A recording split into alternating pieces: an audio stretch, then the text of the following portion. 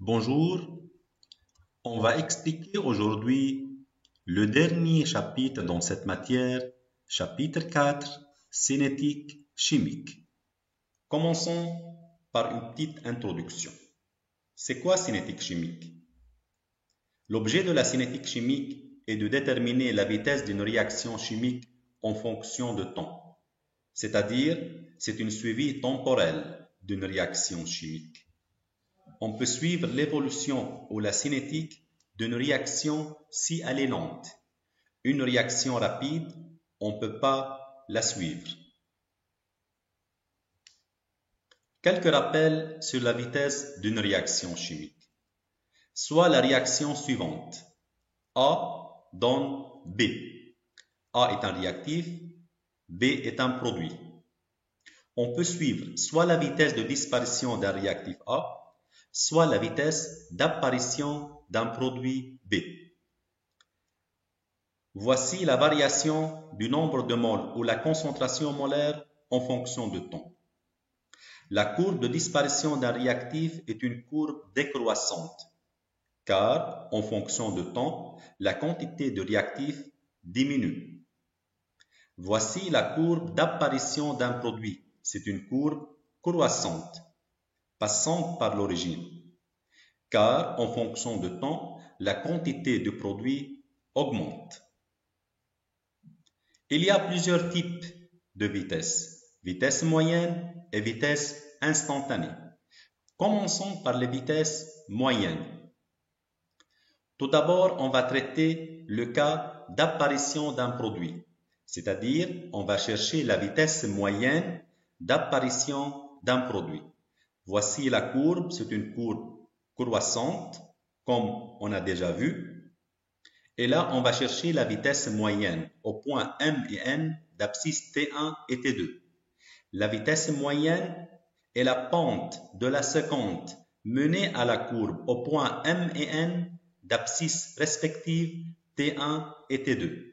Et par suite, la vitesse moyenne est égale delta N sur delta T ou delta concentration sur delta T. Deuxième cas, on va chercher la vitesse moyenne dans le cas de disparition d'un réactif. Voici la courbe décroissante et là, on va chercher la vitesse moyenne.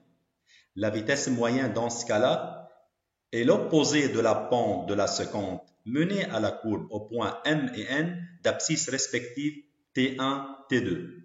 Pourquoi c'est l'opposé de la pente? Puisque la vitesse est une grandeur positive.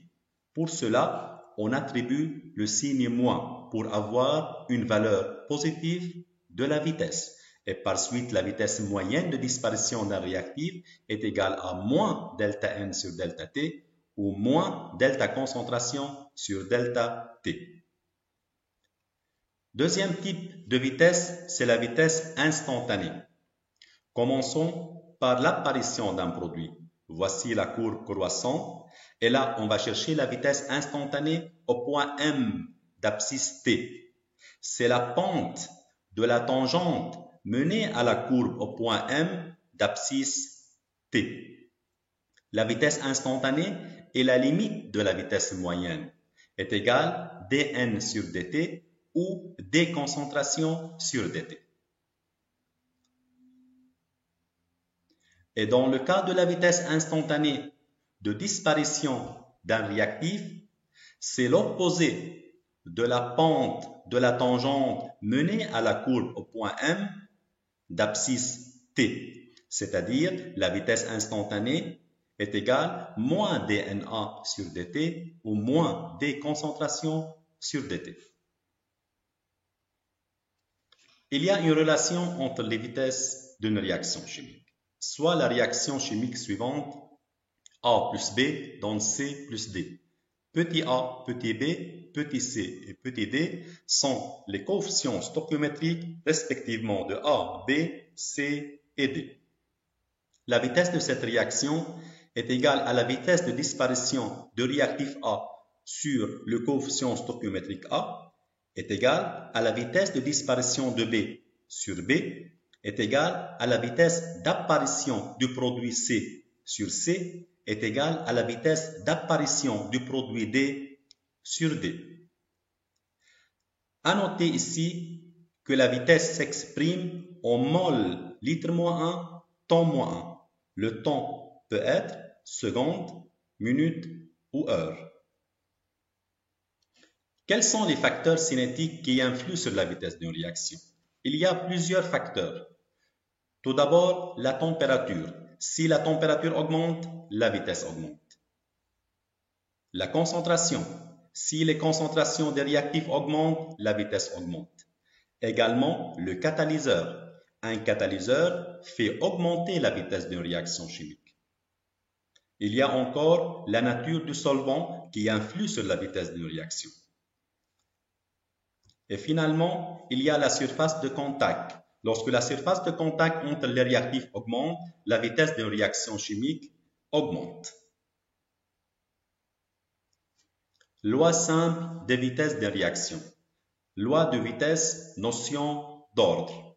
Soit la réaction suivante, A plus B, donne C plus D. Petit a, petit b, petit c et petit d sont les coefficients stoichiométriques respectivement de A, B, C et D. La loi de vitesse est égale à moins 1 sur A, D concentration A sur dt. C'est la vitesse de disparition du réactif A sur le coefficient stoichiométrique A. D'autre part, cette vitesse de réaction est égale à K concentration de A à la puissance alpha fois concentration de B à la puissance bêta. Voici la loi cinétique qu'on appelle encore équation cinétique. Cette équation ne peut être établie que par l'expérience. V, c'est la vitesse d'une réaction. K est la constante de vitesse, dépend de la température T. Concentration de A, molaire, concentration de B, molaire. Alpha est l'ordre partiel par rapport à A. Bêta, ordre partiel par rapport à B. Alpha plus bêta, ordre global de la réaction. Voici quelques exemples. CO plus NO2 donne NO plus CO2. Et voici l'équation cinétique de cette réaction. V est égal K, concentration NO2 à la puissance 2. Cette équation signifie que la réaction est d'ordre 2 par rapport à NO2, est d'ordre 0 par rapport à CO, et d'ordre 2 globalement. Deuxième exemple, 2HI plus H2O2 donne I2 plus 2H2O. Voici l'équation cinétique. V est égal KHI à la puissance 1, H2O2 à la puissance 1. Cette équation signifie que l'ordre partiel par rapport à HI est 1, et l'ordre partiel par rapport à H2O2 est 1, et l'ordre global de la réaction est égal à 2. De ces exemples, on constate que alpha et bêta, les ordres partiels, ne sont pas nécessairement égaux aux coefficients stoichiométriques petit a et petit b. Loi simple des vitesses des réactions. Dans ce chapitre, on va étudier seulement 3 cas. Réaction d'ordre 0, réaction d'ordre 1 et réaction d'ordre 2. Pour chaque ordre, on va trouver les caractéristiques suivantes. Tout d'abord, on va chercher l'équation cinétique intégrée. Puis, on va chercher la variation linéaire en fonction de temps. Puis, on va chercher l'unité de la constante de vitesse K. Et encore, on va chercher le temps de demi-réaction T1,5. Commençons tout d'abord par la réaction d'ordre 0. Soit la réaction suivante, A donne produit. A est le réactif. À noter ici que le coefficient stoichiométrique petit a est égal à 1. Et pour vous, toujours petit a est égal à 1. Voici l'équation cinétique. La vitesse V est égale moins D concentration de A sur dt, puisque A est égal à 1. c'est la vitesse de disparition du réactif A. D'autre part, la vitesse est égale K fois concentration du réactif A à la puissance 0, puisque l'ordre global de la réaction est égal à 0. Et là, on peut trouver que moins dA est égal K dt, puisque la concentration de A à la puissance 0 est égale à 1. On fait l'intégrale de moins dA entre A0 et A, et l'intégrale de K dt entre 0 et t. Et là, on trouve la concentration de A0 moins concentration de A est égale kT. Là, à savoir que le réactif A peut avoir trois types de concentration. Tout d'abord, la concentration initiale A0 et on la note par petit a. C'est autre que le coefficient stoichiométrique. Petit a ici, c'est la concentration initiale du réactif. Encore, il y a la concentration A à l'instant T. C'est la concentration restante est égale à A moins X. C'est quoi X ici? C'est la concentration de réactif ayant réagi. Alors, le réactif possède trois concentrations, initiale, restante et réagi. Initiale, c'est A0 petit a. Réagi, c'est X. Et restante, c'est la concentration de A, qui est égale à la concentration initiale moins la concentration ayant réagi. Et là, on va remplacer A0 par A et concentration de A par A moins X, et on trouve l'équation cinétique de la réaction d'ordre 0, X est égal kT. Si on trace X en fonction du temps T, on trouve une droite. C'est une variation linéaire. La pente est K, la constante de vitesse. Également, si on souhaite tracer la concentration de A restante en fonction de temps, également on trouve une variation linéaire, mais de pente est égale à moins K.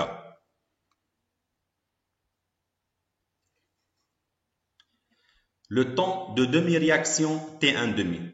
Tout d'abord, la définition de T1,5, c'est le temps au bout duquel le réactif A est consommé à sa moitié, c'est-à-dire X, qui est la concentration de réactif ayant réagi, est égal à A sur 2. À noter que petit a est la concentration de réactif initiale. Lorsque T est égal T1,5, dans ce cas-là, on remplace X par A sur 2 dans l'équation cinétique, est égal à K T1,5. Et par suite, on trouve que T1,5 est égal à A sur 2K. L'unité de la constante de vitesse dans le cas d'une réaction d'ordre 0 est mol litre-1 temps-1. Passons maintenant à la réaction d'ordre 1, c'est-à-dire alpha est égal à 1. Pour la même réaction, A donne produit et toujours le coefficient stoichiométrique petit a est égal à 1.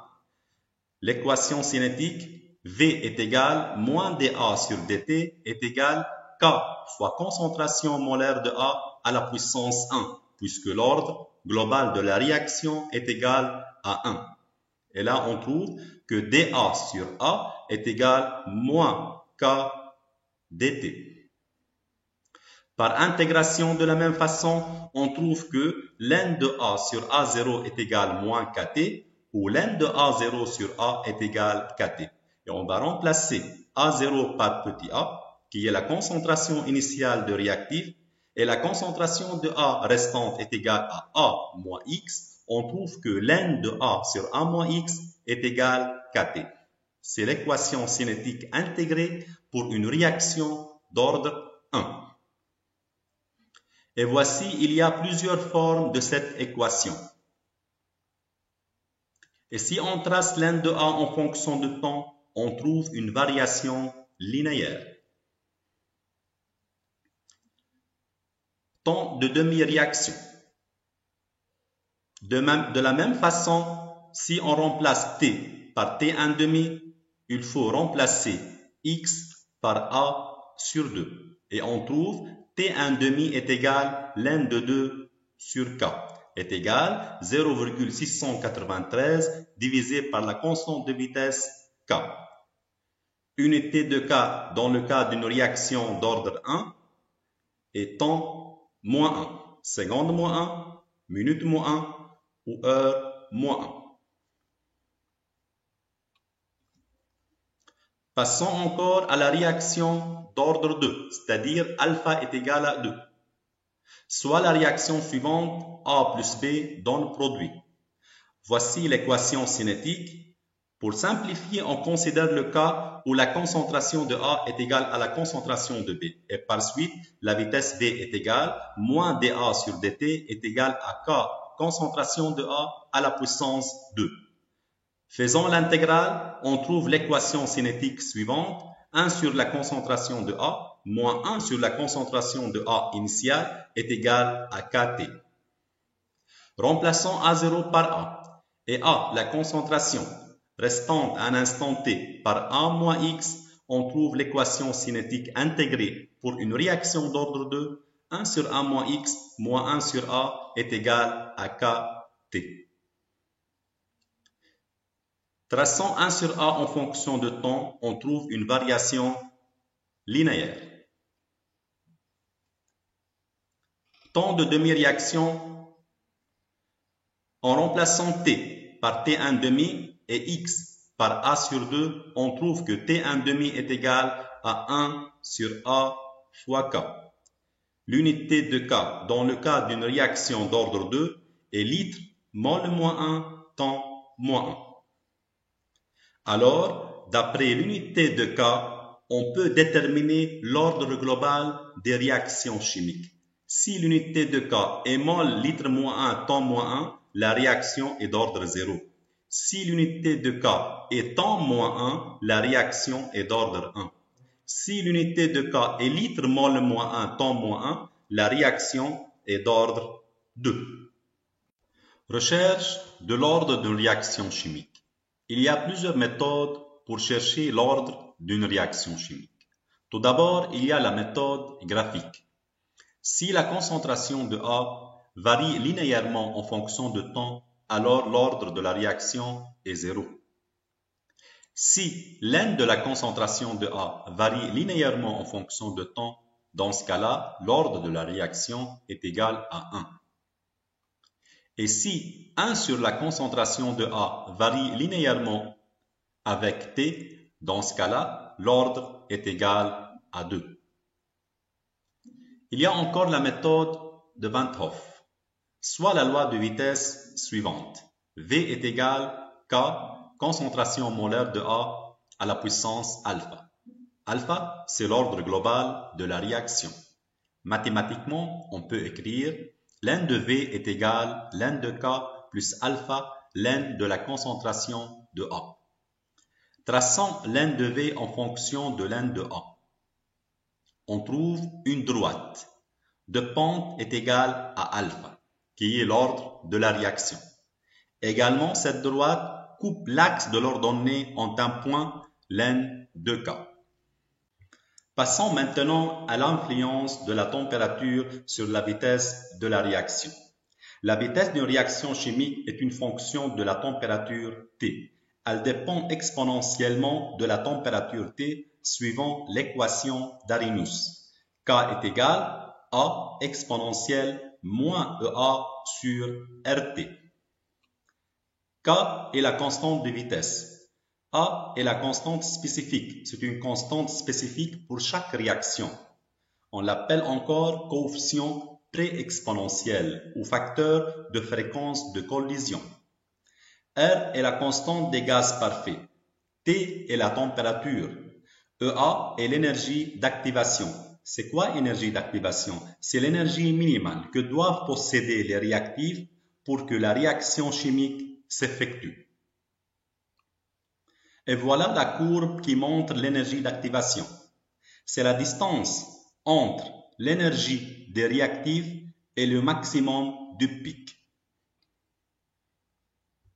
À deux températures différentes, on peut déterminer l'énergie d'activation. Voilà, à deux températures, T1 et T2, on a deux constantes de vitesse différentes, K1 et K2. Et par suite, on peut écrire ln K1 est égal ln de A moins EA sur RT1. Et ln K2 est égal ln de A moins EA sur RT2. Et par suite, on trouve une relation applicable. Ln de K2 sur K1 est égal moins EA sur R, 1 sur T2 moins 1 sur T1. K1 et K2 sont les constantes de vitesse d'une réaction chimique à deux températures différentes T1 et T2. EA, c'est l'énergie d'activation et R, c'est la constante des gaz parfaits. Théorie de l'état de transition. Au moment du passage par le maximum d'énergie, le système se trouve dans un état qu'on appelle état de transition ou complexe activé. Catalyse.